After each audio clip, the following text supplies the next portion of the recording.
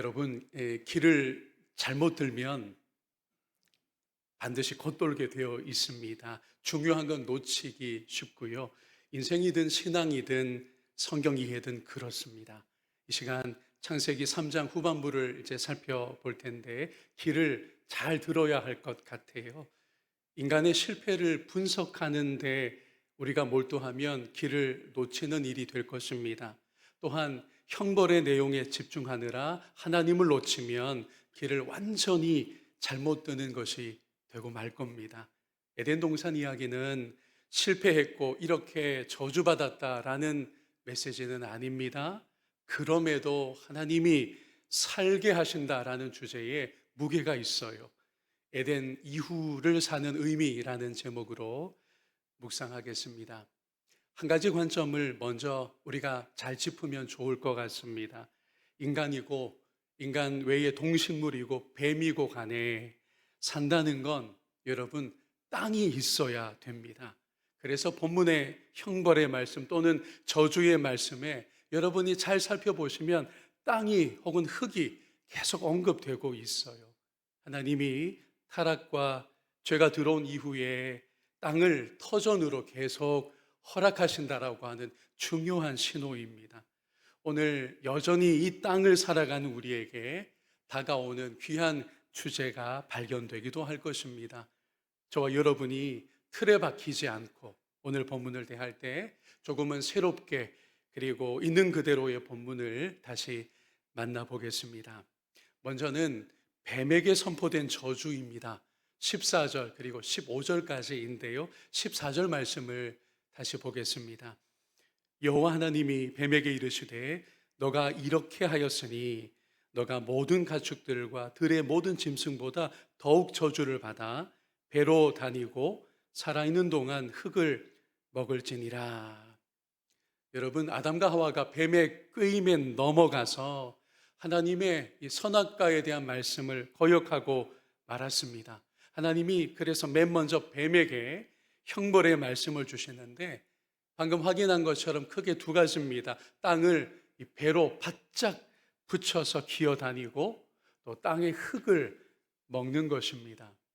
이 뱀은요, 우리가 어제 본문에서 살펴보았듯이 가장 간교한 동물이라고 했습니다. 그러니 보통 머리가 아니라는 거예요. 하와와 아담의 머리 위에, 머리 꼭대기에 놀았습니다. 꿰었습니다. 그런데 이제 어떻게 됩니까? 그 죄로 기어다니게 되었어요. 땅 바닥을 배로 기어다니는 저주를 받은 것입니다. 간교함의 교만이 그렇게 높았던 그 간교함이 형벌을 받은 것이지요. 가장 비천하고 심지어 이제는 밟히며 혐오받는 존재가 되었다는 말씀입니다. 그리고 흙을 먹어야 합니다. 목사님, 뱀은 다른 동물들도 먹던데요. 그거 맞습니다. 그런데 흙이라는 말은 히브리어로 먼지, 티끌이라는 단어입니다. 티끌과 먼지는 타락 이후에 구약 성경을 쭉 보시면 허무와 죽음을 은유하는 대표적인 단어입니다. 뱀은 그만큼 저주를 받은 것입니다. 땅에 가장 들러붙은 존재로 그렇게 간교하여 하와와 아담의 머리 꼭대기에서 놀더니 이제는 땅에 완전히 배를 바짝 붙이고 기어다니는 존재로 낮아졌고 비참해졌다라고 하는 중요한 의미가 드러납니다. 이 저주가 15절로 이어집니다. 함께 읽을까요?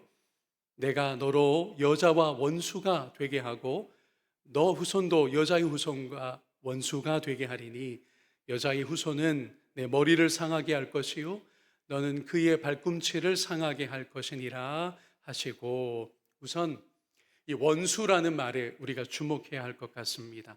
타락했습니다. 죄가 세상에 들어옵니다. 그러자 하나님이 처음 설정하셨던 그 좋은 관계들이 하나 둘 깨어져 나갑니다. 원수가 되는 거예요. 기어가는 뱀을 보기만 하면, 혹시 우리 중에 뱀 애호가가 있을지는 잘 모르겠어요. 요즘 다양한 기호와 취미가 있어서. 그런데 본능적으로 뱀이 논두렁에 기어가면 어떤 반응이 나오죠? 저걸 가만두기 어려워요. 때려잡고 싶은 거죠. 뱀의 머리를 그냥 확 짓누르고 싶어집니다. 15절에 그 내용이 나와 있어요. 여자의 후손과 뱀의 후손 사이가 그렇다라고 원수지간이 된다라고 말씀하십니다. 여기 여자의 후손은 그런데 누구일까요? 누구를 가리킬까요? 하나님의 섭리 역사를 우리가 길게 보면 큰 흐름이 여기 드러납니다. 먼저는 여자의 후손이라고 할 때요, 하나님의 아들, 너는 내 아들이다 라고 불렸던 이스라엘 자손을 우리가 떠올려야 합니다. 이스라엘 백성이 다른 족속으로 인해 고통을 받았어요. 뱀의 후손이 여자의 후손의 발꿈치를 상하게 한다는 것, 어려움을 주고 깜짝 놀라게 할 고통을 준다는 그런 뜻이잖아요. 이스라엘 자손이 먼저 그러했었습니다. 여러 다른 민족들로 인하여 어려움을 겪었습니다. 두 번째는 참 이스라엘로 오신 누구요? 참 하나님의 아들 예수 그리스도이십니다. 메시아께서 그의 구원의 사역 중에 고난을 받으셨어요. 십자가에 죽기까지 하셨던 것입니다. 그리고 예수 안에서 거듭나 하나님의 양자 양녀된 우리들을, 혹은 이 시대 교회들을 가리키는 것이기도 합니다. 하나님의 이 구속 역사의 큰 흐름 속에 그러하다는 거예요. 오늘 하나님의 자녀인 여러분의 삶에도 무엇이 있습니까? 뒤꿈치를 물리는 것 같은 고통과 어려움이 한 번씩 찾아온다는 거죠. 우리의 삶에도, 또 이 땅의 교회도 어려움을, 고난을 겪는 것입니다. 자, 이렇게 볼 때 중요한 비밀이 드러났어요. 메시아가 오시기까지는 고통을, 고난을 견뎌야 한다는 것입니다. 그리고 오늘 우리는, 혹은 교회는 메시아가 다시 오시기까지, 그분이 재림하시기까지 고통스러운 인내가 있다라고 하는 의미가 보입니다. 그런데 우리가 안심하고 또 좌절하지 않을 이유가 있어요. 계시록까지 내다보면 메시아의 어린 양의 최후 승리가 이미 확정되어 있기에 그런 것입니다. 그러므로 어려움이 있어요. 고난이 있습니다. 하나님의 구원의 역사하심이 이제 그 완성을 향해 나아가고 있는데, 그 사이에 낀 세대로서 저와 여러분이 현실적인 어려움을, 인생의 고난을 만납니다. 그런데 낙심하지 맙시다. 견뎌나갑시다. 최후 승리가 우리에게 주어져 있는 줄로 믿습니다. 자, 이제 여자에 대한 더 직접적인 말씀을 16절로 보겠습니다. 또 여자에게 이르시되 내가 너에게 임신하는 고통을 크게 더하리니 너가 수고하고 자식을 낳을 것이며 너는 남편을 원하고 남편은 너를 다스릴 것이니라 하시고.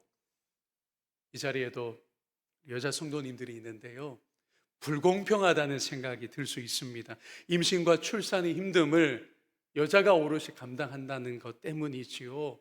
그러나 바로 이어지는 아담의, 남자의 고생까지 아울러서 우리가 단락을 삼아야 합니다. 동일하게 힘듦이 왔다는 거예요. 남자고 여자고 구별되고 차별되지는 않다라는 관점입니다.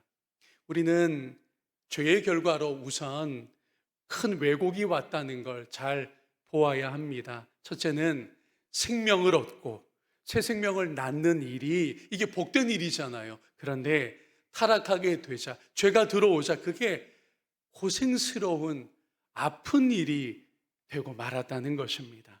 둘째로 남편과 사는 건 역시 복된 일이어야 할 텐데 이 중요한 관계도 손상이 온 것입니다. 너는 남편을 원한다는 거, 열망한다는 거예요. 근데 남편은 너를 사랑해 주기보다 너를 다스리려 할 것이다 라고 말씀하신 겁니다. 죄가 들어오자 한마디로 한쪽은 열망합니다. 그런데 다른 한쪽은 다스리려고, 치비하려고 합니다. 이 부부 갈등이죠. 부부 싸움인 겁니다. 서로 조화롭게 화평하게 살면 얼마나 좋아요. 그런데 왜 이렇게 부부 싸움하고 서로 이렇게 그냥 못 잡아먹어서 저러느냐. 에덴 동산에 그 원래 그림이 있는 겁니다. 서로 조화롭고 양방향이 되어서 서로를 원하고 서로 다스리려고 하기보다 서로 섬기면 좋은데 그게 타락으로 죄가 들어오자 흔들리게 되고 손상되었다는 이 관계의 서글픔을 우리에게 말씀해 주시고 있습니다. 그럼에도 불구하고 하나님은 이 남녀가 인간이 살아가게 하시고 후손을 이어가도록 여전히 은총을 붙들고 계셨다라는 것도 우리가 주목해야 하겠습니다. 이어지는 아담에 대한 형벌의 말씀을 볼까요? 17절과 18절입니다.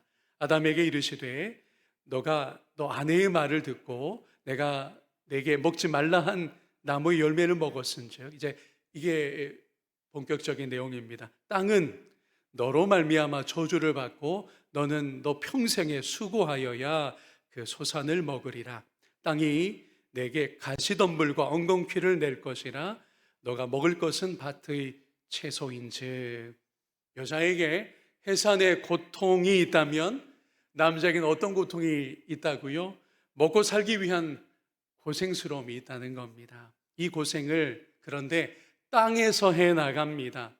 이건 저주로 들리지만 동시에 하나님이 살아갈 일구어낼 수 있는 터전을 여전히 허락하신다라고 하는 은총의 한 빛이 들어오는 지점이기도 해요. 여러분, 아담이라는 이름 자체가 히브리어 아다마에서 왔는데요, 아다마라는 건 땅의 흙이라는 뜻입니다. 하나님은 처음부터 사람을, 남자를 땅의 존재로 지으셨습니다. 오늘날 얼마나 직업이, 하는 일이 분화되어서 수천 수만 가지이지만 원래의 그림은, 원형은 땅에서 수고하고 그 토지를 일구는 것이었습니다. 하나님이 지으신 땅을, 에덴이라고 하는 동산의 땅을 관리하라는 직분이 타락 이전부터 주어졌어요. 베푸신 에덴의 그 모든 지경을 돌보게 하고 관리하게 하셨던 것입니다. 메시아가 오시기 전까지 인간은, 또 메시아께서 다시 오시기 전까지 우리는 이 땅을, 세상을, 여러분에게 주신 여러 의미의 터전을 가꾸라고 하신 것입니다. 그런데 가시덤불과 엉겅퀴를, 때로는 우리의 터전이 갑자기 우리에게 소산처럼 내어준다는 거죠. 인간도 땅도 하나님의 구원을 기다리는 존재가 되었다라는 의미가 있어요. 아니, 하나님, 내가 이렇게 수고했는데, 제가 정직하게 노력했는데, 애썼는데 왜 뜻밖의 이런 결실이죠? 왜 이런 대우가 저에게 주어지는 건가요? 살면서 이런 일도 우리가 만나게 되어 있어요. 이게 인생입니다. 무엇을 말씀해 주느냐? 우리에게 결정적인 구원이 와야 된다고 하는 겁니다. 우리의 메시아이신 예수님이 재림하시면 이 땅의 모든 수고와 이런 어그러짐이 다 사라지고 진정한 보람과 기쁨과 참됨 가운데 우리가 살아가게 될 것입니다. 오늘 이 저주와 형벌의 주된 내용으로 담긴 본문은요, 진짜 하이라이트가 이제 있어요. 그게 무엇이냐면 가죽 옷을 지어서 입히시는 우리 하나님의 모습입니다. 그러니 오늘 본문의 말씀은요, 죄의 이야기에서 은총의 이야기로 사실은 방향이 잡혀 있는 것입니다. 우리 하나님이 범죄한 하와와 아담을 즉시 내치시질 않으셨습니다. 이제 거친 세상으로, 때로는 가시덤불과 엉겅퀴를 내어줄 땅을 향해 그걸 일구며 살아가야 될 하나님의 형상을 가진 인간인데, 이들을 위해서 무엇을 하신다고요? 손수 옷을 만들어 입히셨다는 겁니다. 그들은 나뭇잎으로 수치스러움을 눈이 밝아져 뜻밖에도 발견하자 우선 나뭇잎으로 자기들의 취약한 몸을 수치스럽게 갑자기 지각되는 자기들의 존재를 감추었잖아요. 그건 몇 번 강력한 태양빛을 받으면 다 시들기, 또 잎이 떨어지고 말 것들이었습니다. 하나님은 가죽옷을 친히 만들어 입혀 주셨습니다. 부끄러움을 덮어주시는 하나님, 두려움으로부터 보호해 주시는 보호자이신 하나님, 타락했지만 하나님의 형상을 여전히 지니고 있는 그 인간의 존귀함을 지켜주시려는 하나님의 은총인 것입니다. 또한 척박해진 땅으로 나아가야 되잖아요. 그 땅을 일궈야 합니다. 오늘도 여러분에게 주어진 터전을 계속 일구며 수고하게 되잖아요. 견디라고, 그거 감당하라고 입혀주시는 옷이기도 합니다. 그러니 죄의 이야기로 끝나지 않아요. 형벌과 저주의 말씀으로 오늘 본문이 끝나는 게 아닙니다. 사실은 은총의 이야기인 것입니다. 마지막으로 에덴 동산의 문을 닫으시는 하나님이 오늘 본문의 하나님의 마지막 면모인데요. 이렇게 우리가 하나님의 이 행위를 이해해야 됩니다. 영생을 금지하셨어요. 에덴 동산에 선악과와 다른 과실수만 있는 게 아니라 생명나무가 있고 그 생명나무로 접근할 것을 에덴 동산 밖에 이 남녀를 추방하심으로 막으셨어요. 차단하셨습니다. 왜 그렇게 하셨느냐? 여러분 잘 들어보세요. 죄를 지은 인간입니다. 타락의 영향에 완전히 노출되었어요. 이 상태로 만약 생명나무의 열매를 먹어 영생하게 된다면 어떻게 되는 걸까요? 죄의 상태로 영원해지는 것입니다. 이건 복이 아니에요.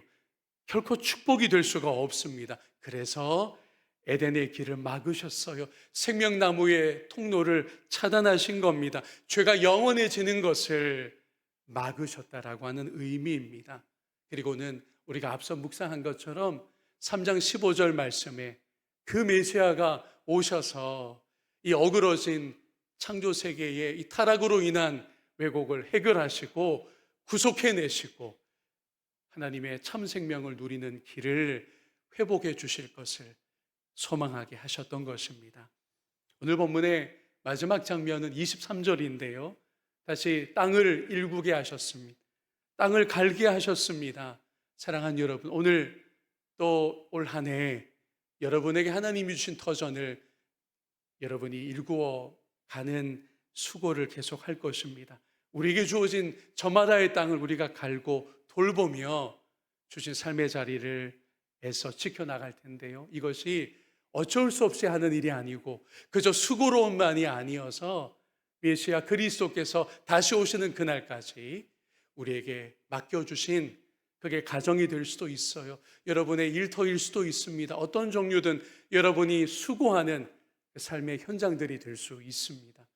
그 삶의 자리에서 수고하고 우리에게 마지막 구원의 완성, 메시아의 재림이 이미 약속되어 있기 때문에 기쁨으로 감사하며 또 견디며 인내하며 올 한 해의 믿음의 여정을 여러분에게 베푸신 터전을 잘 감당해 나가는 하나님이 주신 영적인 가죽 옷을 입고 지치지 않고 상하지 않고 올 한 해를 믿음의 길 완주하는 저와 여러분이기를 주님의 이름으로 축복합니다.